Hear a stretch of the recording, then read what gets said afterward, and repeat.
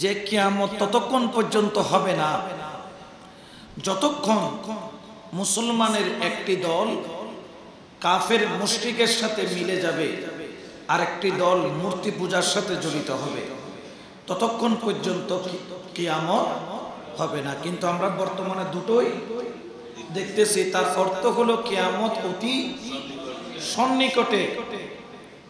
কখন কিভাবে হবে সেটা বলার ক্ষমতা আমাদের, তবে হ্যাঁ আল্লাহ পাক কিছু সিনড্রোম দিয়েছেন। আল কারিআতু মাল কারিআ, বিকট একটা শব্দ হবে।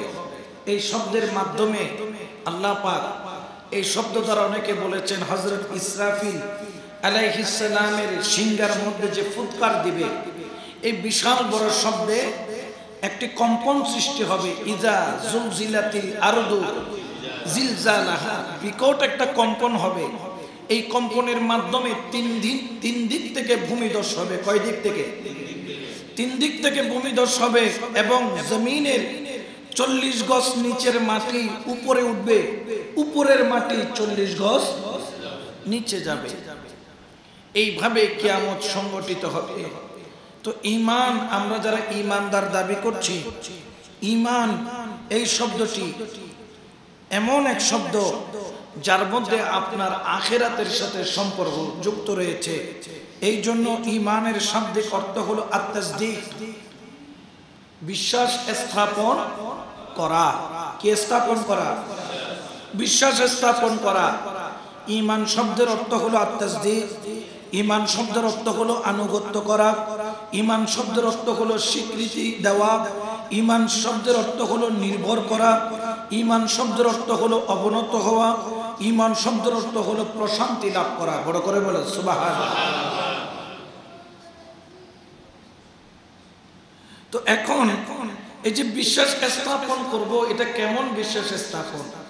বলতেছেন ঈমান হলো যে কথায় এবং কাজে, কথায় এবং কাজে, এর সঙ্গে হচ্ছে আল্লাহ পাক রব্বুল আলামিনের যাবতীয় আদেশ এবং নিষেধ পুঙ্খানুপুঙ্খানুরূপে যেই ব্যক্তি কথার দ্বারা একরার করবে এবং কাজের দ্বারা প্র্যাকটিস করবে এবং অন্তরের মধ্যে সেটাকে বিশ্বাস স্থাপন করবে, এটার নাম হলো ঈমান। বড় করে বলে সুবহানাল্লাহ। আপনি ঈমানদার দাবি করলেন কিন্তু আপনি মুখে একরার করলেন না, আপনি ঈমানদার হতে পারবেন? আপনি ঈমানদার দাবি করলেন কিন্তু দেখা গেল আপনি এদিকে দেখতেছেন নিজেকে ঈমানদার দাবি করতেছেন, ওদিকে মাশাআল্লাহ সুদের ব্যবসা ঠিক মতো। তো আপনার মুখে বললেন যে আপনি ঈমানদার, আপনার কথাবার্তা শুনে ঈমানদার মনে হচ্ছে, কিন্তু আপনার কর্মের মধ্যে আপনার ঈমানের কোনো ছোঁয়া নাই। এবং শুধু মুখে বললে হবে না, কর্মে বাস্তবায়ন করলেও হবে না, সেটা অন্তর দ্বারা বিশ্বাস করতে হবে। যেমন ধরেন রাসূল পাক সাল্লাল্লাহু আলাইহি ওয়াসাল্লামের রওজা মুবারক থেকে রাসূল পাক সাল্লাল্লাহু আলাইহি ওয়াসাল্লামের লাশ মুবারক চুরি করার জন্য দুইজন ইহুদি, কয়জন? দুইজন ইহুদিকে মদিনা মুনাওয়ারার মধ্যে প্রেরণ করা হয়েছিল। পুরা মদিনাবাসী সবাই বলেছিল তারা এক একজন আল্লাহ, কর্ম এমন ছিল যে তাদেরকে আল্লাহর ওলি না বলে কোনো উপায়, কিন্তু তাদের অন্তরের মধ্যে যে কাজ করতেছে, যে কর্ম তারা করতেছে, যে কথা বলতেছে, কথার সাথে তাদের অন্তরের কোনো মিল। হযরত নুরউদ্দিন জঙ্গি রহমতুল্লাহ আলাইহি, এটা রাসূল পাকের ইন্তেকালের আরো প্রায় 400 বছর পরে, 350-400 বছর পরে হযরত নুরউদ্দিন জঙ্গি রহমতুল্লাহ আলাইহিকে রাসূলুল্লাহ ডাক দিচ্ছে, নুরউদ্দিন তুমি ঘুমাচ্ছ, এই দুইজন ব্যক্তি আমাকে অপমান করতেছে। এখন এরকম একবার নয়, দুইবার নয়, কয়বার? এখন নুরউদ্দিন জঙ্গি বেচেন হয়ে গেলেন যে হাই হাই, রাসূল করিম আমাকে একবার নয়, দুইবার নয়, তিনবার স্বপ্নে দেখালেন। এখন রাসূল যেহেতু দেখিয়েছেন মান রাআনি ফাকাত রাআল হক, যে রাসূলকে দেখলো সে বাস্তবেই রাসূলকে দেখলো। কারণ রসুলের সুরত কখনো শয়তান নিতে পারে, আল্লাহ সুরত নিতে পারে শয়তান। কার সুরত বুঝেন নাই মনে হয়? এটা কেমনে সম্ভব? হ্যাঁ সম্ভব। গাউসে পাককে শয়তান গিয়ে কি বলতেছে? আমি আল্লাহ বলতেছি আমি তোমার ইবাদতে বেশি খুশি, তোমাকে আর ইবাদত করতে। গত জুমায় মনে বলেছিলাম গাউসে পাক কি মারছিলেন? জুতা বলেন না, ফাটায় ফেলছেন তোতা, কারণ তার ঈমান ছিল বোতা। এমন ভাবে জুতা মারছেন বলছে তুমি তো কোনোদিন আল্লাহ হতে পারো, কারণ আল্লাহ কখনো বান্দাকে ইবাদত থেকে দূরে রাখে না, ইবাদতের কাছে রাখে। বড় করে বলছিল। তাহলে শয়তান সে আল্লাহ বলে ধোঁকা দিতে পারে। বর্তমানে এরকম শয়তান আছে না নাই? আল্লাহ আল্লাহ করলে খুশি, নবীর নাম নিলে বেজার। এগুলো বুঝতে হবে। এরা আল্লাহর নাম নিবে, এরা রসুলের নাম নিলে নারাজ হয়ে যায়। কেন নারাজ হবেন আপনি? ঈমানের মূল ভিত্তি হলো তাজেদারে মদিনার প্রেম, তাজেদারে মদিনার মোহাব্বত। বড় করে বলছেন। তো যার অন্তরে প্রেম আছে তারা নবী স্বপ্নে দেখাচ্ছে, নুরুদ্দিন তুমি ঘুমাইও না, উঠো, আমাকে বেইজ্জতি করতে আসছে কয়জন। দেখলেন তাদের চেহারা দেখালেন, খুদ রাসূলুল্লাহ চেহারা দেখালেন, নীল নীল চোখওয়ালা। নুরুদ্দিন জঙ্গি ঘুম থেকে উঠে কাঁদতেছেন, নামাজ পড়লেন 2 রাকাত। যে এটার অর্থ কি? একজন ওয়াজিরকে ডাকলেন যে কিনা আলেম ছিলেন। নুরুদ্দিন জঙ্গি নিজেও আলেম, কিন্তু কাঁদতেছেন তিনি। রাসূলুল্লাহ 3 বার কেন ডাকলেন? কি হলো এমন? একজন আলেমকে বলে তুমি গোপন রাখবা কথা, কাউকে বলবা না, আমি স্বপ্নে এটা দেখেছি। বলছেন নুরুদ্দিন তুমি আর দেরি করো না, তাড়াতাড়ি মদিনায় চলে যাও। ওই নীলাকওয়ালা চোখওয়ালা ব্যক্তিকে বাহির করো। এখন যখন গেলেন, যাওয়ার পরে নুরুদ্দিন জঙ্গি রহমতুল্লাহ আলাইহি 16 কি 15,000 সেনা দিয়ে পুরা মদিনার বাউন্ডারি চারিদিক দিয়ে ঘিরে ফেলেছে। এলাকা পুরা শহর পাহারা ঢুকতে পারবে কিন্তু বাহির হতে। ওই মাছও ছাই বইতে দেখো না, মাছও ছাই, মাছ ধরার জন্য কতগুলো চাই বসায়, ওখানে মাছ ঢুকতে পারে কিন্তু বাহির হতে পারে না। নুরুদ্দিন জঙ্গি এমন করলেন, চারিদিক দিয়ে ঢুকার রাস্তা আছে কিন্তু বাহির হওয়ার কোনো রাস্তা। তিনি কি করলেন? পুরা মদিনাবাসীকে দাওয়াত দিলেন। 1 সপ্তাহ খানা খাওয়াইছেন। কয় সপ্তাহ? 7 দিন তিনি খানা খাওয়াইছেন, কিন্তু ওই নীল চোখওয়ালা 2 জন ব্যক্তিকে পাওয়া যায় না। এরপরে বললেন যত মদিনাবাসী আছো সবাই জমা হও, সবাইকে আমি 2টা করে স্বর্ণ মুদ্রা দিব। মানে কয় ভরি? 2 ভরি মানে টাকায় কত? বর্তমান সময় কয় লাখ? 1 ভরির দাম কি 2 লাখ নাকি? বাবা হয়তো কই না পারি এ কথা। 2 লাখ? আচ্ছা যাই হোক, তাহলে কয় লাখ? 4 লাখ টাকা দিবে বললে ভালো ভালো ভালো পয়সা হলো, ওরা কি ধরবে? একজনও বাকি নাই। তখন তিনি বললেন এখানের মধ্যে কি কেউ বাকি আছে? বলছে না হুজুর, কেউ বাকি নাই। কি বলেন আপনি? 4 লাখ টাকা পাইতেছি, এটা নেওয়ার জন্য কে আসবে না? 2000 টাকার যাকাতের টাকা নেওয়ার জন্য ডাকাডাকি করে মানুষ মরে যায়। এখানে তো যাকাত নয়, ফ্রি মোহাব্বত করে দিচ্ছেন। কয় লাখ? এখন দেখতেছেন যে বলতেছে না, বলো কেউ মনে বাদ গেছে। তো একজন বলতেছে হুজুর 2 জন ব্যক্তি কি আছে? কোথায়? বলছে এরা বড় আল্লাহর ওলি। এই রে বাপ রে বাপ, দরবেশ এত বড় ওলি আল্লাহর দুনিয়াতে নাই। বলছে কোথায়? বলছেন রসুলে পাকের রওজার পাশে একটা ছোট্ট বেড়ার ঘরের মধ্যে থাকে, আর শুধু নামাজ আর নামাজ, নামাজ আর নামাজ, নামাজ আর নামাজ, নামাজ আর নামাজ। ওই যে রসুল বলেছেন কতগুলো আমার উম্মতের মধ্যে মানুষ হবে যাদের কোরআন হবে মধুর চাইতেও বেশি মিষ্টি। এত মিষ্টি বলার বাইরে, কিন্তু কোরআন তাদের হালাকের নিচে যাবে না, অর্থাৎ কণ্ঠনালীর নিচ দিয়ে কোরআনটা ঢুকবে। সে মানুষকে বলবে কিন্তু নিজে কোরআনের পথে নাই। তাদের আমল দেখলে তোমরা অবাক হয়ে যাবে, এত আমল তাদের।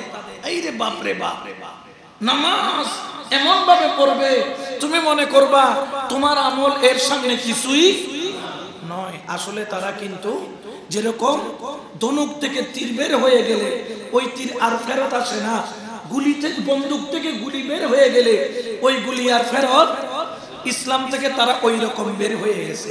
নাউজুবিল্লাহ। এখন নুরউদ্দিন জঙ্গি পুরা মদিনার মধ্যে যখন পায় না ওই দুইজন ব্যক্তি কোথায়, যখন চেহারা দেখলো নুরউদ্দিন জঙ্গি টকবক টকবক করে জ্বলতেছে, ওই চেহারা এই চেহারা মিল আছে, কিন্তু এলাকার মানুষ বলে না হুজুর, এইদের মতো আল্লাহর ওলি দরবেশ বাবা, এত বড় দরবেশ বাবা আর দুনিয়াতে নাই। এখন পুরা ঘরে তালাশ করে দেখে একটা জায়নামাজ, একটা চাটাই, একটা লোটা, একটা ব্যাগ, ওই একটা হান্ডি পাতিল সারা ঘরে তারা ফিদা। তখন নুরউদ্দিন জঙ্গি বলে না, বাইর করতে হবে, কারণ রসুল দেখিয়েছেন এখানে কোনো মিথ্যা হতে পারে। জায়নামাজ তুলতে বললেন, তুললেন। জায়নামাজের নিচে চাটাই, চাটাই তুলতে বললেন, তুললেন। দেখে চাটাইয়ের নিচে একটা সিমেন্টের ব্লক, সিমেন্টের ব্লক যখন তুললো দেখতেছে ওইখান দিয়ে একটা সুড়ঙ্গ, সুড়ঙ্গটা যাইতে যাইতে নবী পাকের রওজার এত কাছে, আরেকদিন যদি মাটি কাটে রসুলের পাকের রওজা ভেদ করে ফেলবে। তখন বলল এই কাজ কেন করলা, তারা তো আর পালানোর কোনো জায়গা নাই। কলার ধরে বলতেছে এখন বলবি, নাইলে মাটিতে এখন। তখন বলতেছে আমরা মুসলমান নই, আমরা কি ইহুদি। আমাদেরকে মুহাদ্দিস বানাইছে, মুফাসসির বানাইছে, মুফতি বানাইছে, মাদ্রাসায় পড়াইছে, কোরআন হেফজ করাইছে, শুধু মুসলমান বানাইয়া পাঠানোর জন্য। আমাদের মিশন হচ্ছে একটা, রাসূলের পাকের রওজা থেকে লাশটা তুলে নিয়ে বেইজ্জতি করা আর মুসলমানদের সাথে চ্যালেঞ্জ করা, তোমাদের নবী কবরের মধ্যে মরে গেছে, পচে গেছে, নবী কবরে নাই। বড় করে বলেন নাউজুবিল্লাহ। এরকম এখন একটা দল আছে না নাই? তারা ফতোয়া দেয় যদি নবীর রওজা থেকে, নবীর রওজাটা ভেঙে ফেলা যায়, তাহলে মানুষ বেদাত শিরক থেকে বাঁচবে।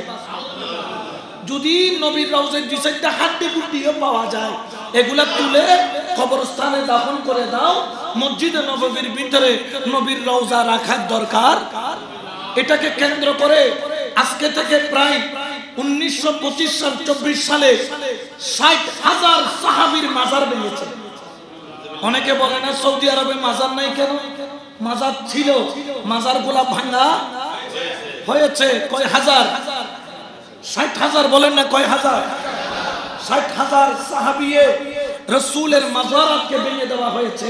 শুধু ভেঙেছে তা নয়, তারা রাসূলের পাকের রওজাকে ভাঙতে চেয়েছে, কিন্তু তৎকালীন কিছু মুসলমান আশেকের কারণে রাসূলের রওজা তারা ভাঙতে পারে। এই নুরউদ্দিন জঙ্গি রাহমাতুল্লাহ আলাইহি এরপরে 1000 মন বা 1000 মন টনকে টন সীসা এনে রাসূলের পাকের রওজার চারিদিকে সীসা ঢালাই করে দিয়েছে, যেটা এখনো আছে। তো ওই দুইজন দরবেশ বাবা আসলে তারা কি বলতেছে? তারা বলতেছে ওই আল্লাহর কোরআনের আয়াত, ওয়া মিনান নাসি মান ইয়াকুলু আমান্না বিল্লাহি ওয়া বিল ইয়াউমিল আখির ওয়া মা হুম বিমুমিনিন। আসলে তারা মুমিন নন। এই জন্য দাড়ি দেখলে, টুপি দেখলে, পাগড়ি দেখলে পাগল হওয়া যাবে না, তাদের হৃদয়টা দেখতে হবে, হৃদয়ের মধ্যে মুস্তাফার প্রেম আছে কি।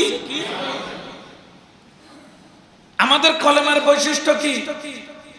লা ইলাহা মুহাম্মাদুর। আচ্ছা আজকে একটা মাসালা বলি, মাসালা অনেকদিন বলা হয় না। ধরেন একটা মানুষের হায়াত আছে, এই পরিমাণ সে লা ইলাহা ইল্লাল্লাহ পড়লে মুহাম্মাদুর রাসূলুল্লাহ পড়তে পারবে, আবার মুহাম্মাদুর রাসূলুল্লাহ পড়লে লা ইলাহা ইল্লাল্লাহ পড়ার তার টাইম। আমার কথা বুঝছেন? অর্থাৎ তার হায়াত আছে এত পরিমাণ, কলমা অর্ধেক করতে পারবে। কতটুকু? এগুলো হচ্ছে শরীয়তের মাসালা। সে কলমা পড়তে পারবে কতটুকু? অর্ধেক। তার হায়াত আছে এই পরিমাণ।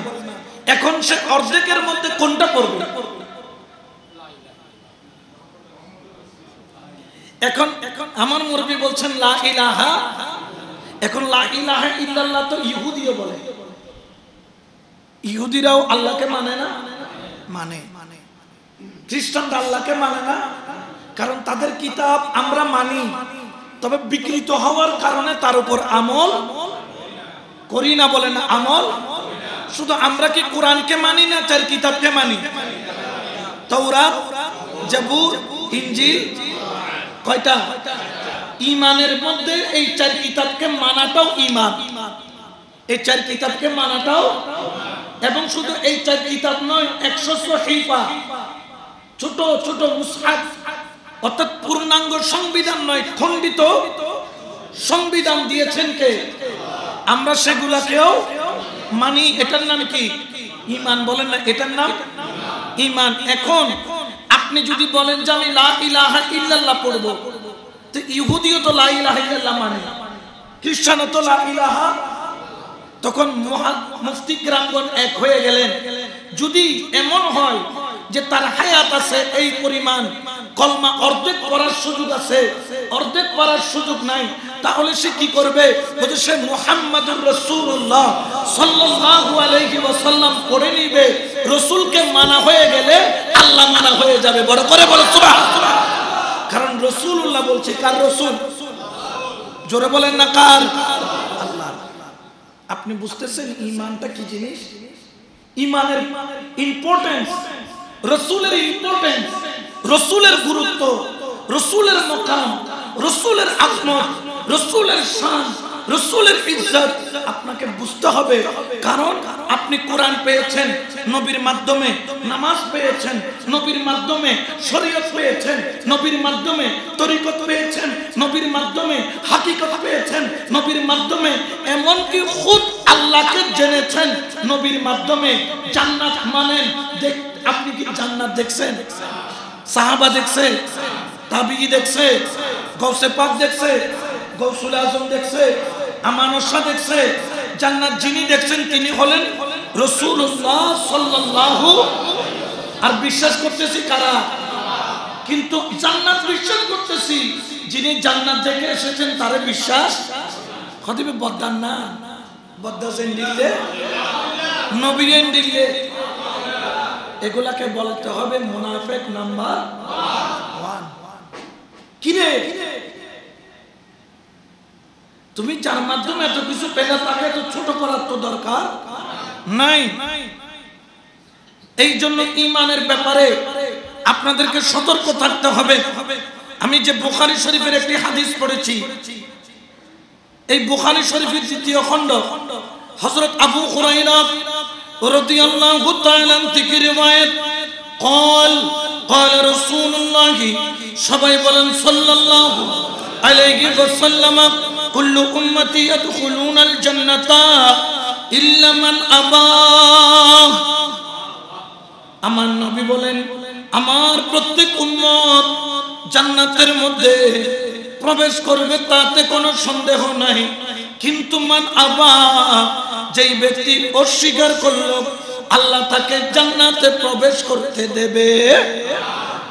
এখন সাহাবারা বললেন, ইয়া রাসূলুল্লাহ কিলা মান আবা, ওই অস্বীকার বলতে কাদেরকে বোঝাচ্ছেন?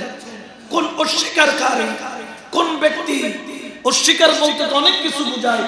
তখন আমার রাসূল বললেন, ক্বালা আ'তানি দাখালাল জান্নাহ ওয়া মান আ'সানি ফাকাদ আবা। আমার রাসূল করিম সাল্লাল্লাহু আলাইহি ওয়াসাল্লাম বললেন যে আমাকে অনুসরণ করলো সেই জান্নাতে গেল, আর যে আমাকে অনুসরণ করলো না সে জান্নাতে যেতে পারবে। তাহলে রাসূলের ইম্পর্টেন্স আছে না নাই? যেমন ধরেন নামাজ ফরজ করেছে কে? নামাজ ফরজ করেছে কে? কয়বার বলেছেন কোরআনে? 82 বার। আচ্ছা, নামাজ কিভাবে পড়বেন? নিয়ত কিভাবে বাঁধবেন? সূরা ফাতিহা প্রথমে পড়বেন, পরে দিয়ে সূরা মিলিয়ে পড়বেন। রুকু করতে বলেছেন, কিন্তু রুকু কিভাবে করবেন? সিজদা করতে বলেছেন, সিজদা কিভাবে করবেন? আত্তাহিয়াতু কিভাবে পড়বেন? সালাম কিভাবে ফিরাবেন? এটা কি আল্লাহ দেখাইয়া দিয়েছে? হুকুম করেছেন আল্লাহ, আর প্র্যাকটিক্যাল দেখিয়েছেন রাসূলুল্লাহ। বড় করে বলো সুবহানাল্লাহ। এই জন্য রাসূলকে বাদ দেওয়ার কোনো সুযোগ নাই। কিন্তু আমাদের সমাজে কিছু এক শ্রেণীর মানুষ আছে, কেমনে রাসূলকে ছোট করা যায়, কেমনে একটু রাসূলের সম্মান কমানো যায়, এই ধরনের কাজে তারা লিপ্ত থাকে, আমি বলবো তারা মুসলমান দাবি করতে পারে, কিন্তু তারা কখনো মুমিন দাবি করতে পারে। হয়তো আপনার একজন সাহাবীর নাম শুনছেন কিনা জানি না, হযরত আব্দুল্লাহ ইবনে হুযায়ফা রাদিয়াল্লাহু তাআলা, সাহাবিয়ে রাসূল বলেন সাহাবিয়ে ফারুকে আজমের খেলাফতের আমলে তিনি রোমদের বিরুদ্ধে যুদ্ধ করতে গিয়েছিলেন।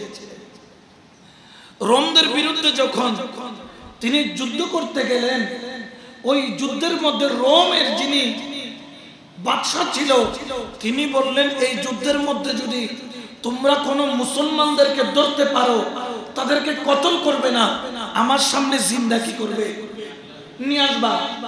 ওই যুদ্ধের মধ্যে একজন নয়, দুইজন নয়, 80 জন মুসলমান বন্দী হলো, যার মধ্যে কয়েকজন সাহাবী রাসূল ছিল। হযরত আব্দুল্লাহ ইবনে হুযায়ফা রাদিয়াল্লাহু তাআলা ওই রোমের বাদশা আব্দুল্লাহ ইবনে হুযায়ফাকে ডাকলেন। ডাকার পরে আব্দুল্লাহ ইবনে হুযায়ফা তিনি বাদশার সামনে আসলেন। বাদশা কি করলেন, নিজের পাশে একটা চেয়ার বসালেন। ওই চেয়ারের মধ্যে আব্দুল্লাহ ইবনে হুযায়ফাকে বসালেন। আচ্ছা বলেন তো, পৃথিবীর কোন বাদশা যারা যুদ্ধের মধ্যে বন্দী হয় পাশে বসায়? এই রোমের বাদশার খেয়াল হলো, সে ছিল খ্রিস্টান, সে যে কোনো উপায়ে এই মুসলমানকে কি বানাবে, খ্রিস্টান বানাবে। এখন প্রথম থেকে আব্দুল্লাহ ইবনে হুযায়ফাকে এনে বসালেন। আব্দুল্লাহ ইবনে হুযায়ফা তো অবাক, কি ব্যাপার, আমাকে এত সম্মান কেন, এত তাজিম কেন, এত প্রেম কেন, এত ভালোবাসা কেন? তাকে উত্তম খাবার দিলেন, উত্তম ব্যবহার দিলেন, বললেন আমি তোমার প্রতি খুব খুশি, আমি তোমাকে ছেড়ে দিব। আব্দুল্লাহ ইবনে হুযায়ফা বললেন, ঠিক আছে ছেড়ে দিলে তো ভালো। বলতে শুধু ছেড়ে দিব নয়, আমাদের সাথে তোমাকে রেখে দিব, আমাদের সাথে তুমি থাকবা। বললেন অসুবিধা নাই, থাকতে পারবো। তখন বললেন একটা সমস্যা আছে। বলে কি সমস্যা? ওই যে তুমি নবীর ইত্তেবা করো, নবীকে ভালোবাসো, যেই নবীর জবানে কলমা পড়েছো, ওই নবীকে নবী মানা ছেড়ে দিতে হবে, কলমা ছেড়ে দিতে হবে। আব্দুল্লাহ ইবনে হুযায়ফা সিয়ারে কি মারছে, একটা লাথি মাইরা বলে তোমার সিয়ারের দরকার। ঈমান কাকে বলে দেখেন, ঈমান কাকে বলে? আমি আর আপনি হলে কি করতাম, জান বাঁচানো ফরজ বলে আস্তে করে মনে মনে মুসলমান থাকতাম, উপর দিয়ে আমরা খ্রিস্টান হয়ে যেতাম, কারণ অন্তত জানটা কি হবে, বাঁচবে, কারণ জান বাঁচানো কি। ইনি বলতেছেন ফরজ তো জানি, কিন্তু আমার নবীর জবানের ইজ্জত রক্ষা করা আমি আব্দুল্লাহ ইবনে হুযায়ফার জন্য আরো বড় ফরজ। হযরত আব্দুল্লাহ ইবনে হুযায়ফা যখন তাকে কাবু আনা যায় না, বাদশা বলে আবার বসো, মাথা গরম করিও না, শোনো অফারের কোনো শেষ নাই। কি অফার? বলতেছে আমি অর্ধ শাসন, আমার যতগুলা শাসন ব্যবস্থা আছে তার থেকে অর্ধেক আব্দুল্লাহ ইবনে হুযায়ফা আমি তোমাকে দিয়ে দিব। তুমি যদি অর্ধেক শাসন করবা রাজ্য, দেখো এটা চট্টগ্রাম নয়, বাংলাদেশ নয়, ইন্ডিয়ার চাইতে বড় একটা রাজ্য তোমাকে দিয়ে দিব, যদি তুমি শুধু কলমা ছেড়ে দাও, ওই নবীর বিরুদ্ধে চলে যাও।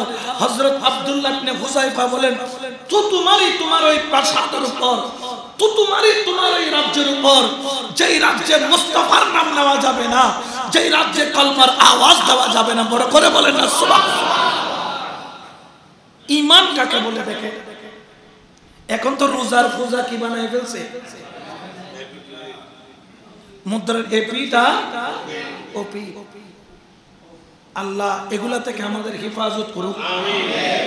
হরে আগরতলা আর হরে সৈয়দতলা, হরে আব্দুল আর হরে খালকুল। এখন হযরত আব্দুল্লাহ ইবনে হুযায়ফা রাদিয়াল্লাহু তাআলা যখন তিনি অস্বীকার করলেন, তাকে যখন রুমের মধ্যে বন্দী করা হলো, সঙ্গে সঙ্গে বাদশা তার একজন 17 বছরের কুমারী মেয়ে ছিল। মেয়েকে বলল, মেয়ে, কলিজার টুকরা মেয়ে, আমি চাই যে কোনো উপায়ে তুমি আব্দুল্লাহ ইবনে হুযায়ফাকে ফুসলাইয়া তুমি কোন রকম ইসলাম থেকে বের করো। ওই মেয়ে বললেন, বাবা তুমি চিন্তা করো না, এটা কোনো বিষয় না। অনেকে বলেন ওলির কাছে কেন যাও, উনি দোয়া করলে কি হবে?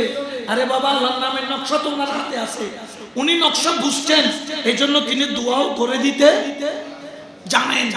কিন্তু তুমি তো নকশাটা বুঝো নাই, তুমি জানবা কোত্থেকে? এই জন্য হাজেরান মজলিস ঈমানটা রক্ষা করে। বর্তমান সময়ে ঈমান বাঁচানো বড় কঠিন। আপনি যদি ঈমানটাকে বাঁচাইতে না পারেন, আপনার আমল দিয়ে কোনো কাজ হবে? বলতে পারেন হুজুর কেন আমল দিয়ে কাজ হবে না? কেন? আমল দিয়ে তো পার হয়ে যাবো। আমি যে না, আগে ঈমান। কেন? ইবলিসও অনেক আমল করছে, ৯,০০০ কোটি বছর ইবাদত করছে কার? কিন্তু ঈমান বাঁচাইতে পারছে? তার আমলের কোনো দাম আছে? যেমন ধরেন এই বিল্ডিং, এটা একটা বিল্ডিং না? এটাকে কি বলা হয়? মসজিদ। এটা কার ঘর? আল্লাহর ঘর। এখানে কি কি লাগাইছে? ১ নম্বর ইট, ২ নম্বর বালি, ৩ নম্বর রড, ৪ নম্বর সিমেন্ট। এই ৪টা ছাড়া কোনোদিন বিল্ডিং জোরে বলে না হবে? এখন একজন ইট কিনলো, বালি কিনলো, সিমেন্ট কিনলো, রড কিনলো, এটা হুজুরের কাছে এসে কয়, হুজুর আমি রড কিনছি, মারহাবা। ইট কিনছি, মারহাবা। সিমেন্ট কিনছি, মারহাবা। আমি এই বালি কিনছি, মারহাবা। বিল্ডিং করব, দোয়া করবেন, ইনশাল্লাহ যাব। তখন কয় আগামী শুক্রবার। তো জমি কই কিনছো? কই জমি তো কিনি নেই। কি কিনে নেই? তো এই বিল্ডিং জীবনে হবে? নামাজ, রোজা, হজ, যাকাত কয়টা? ধরেন রড, সিমেন্ট, ইট কয়টা? এই 4টা কেনার পরও বিল্ডিং কেন হবে না? বলে কারণ তুমি জমি কিনো নাই। আমল, নামাজ, রোজা, হজ, যাকাত এগুলার কারণে তুমি পার হইতে পারবা না, কারণ তোমার ঈমান ঠিক করো নাই। ঈমান হচ্ছে জমিনের মতো, জমিন থাকলে এখানে বিল্ডিং করা যাবে, ঈমান থাকলে আমলের বিল্ডিং করা যাবে। এই জন্য আল্লাহ আমাদেরকে আমলদার হওয়ার তৌফিক দান করুন।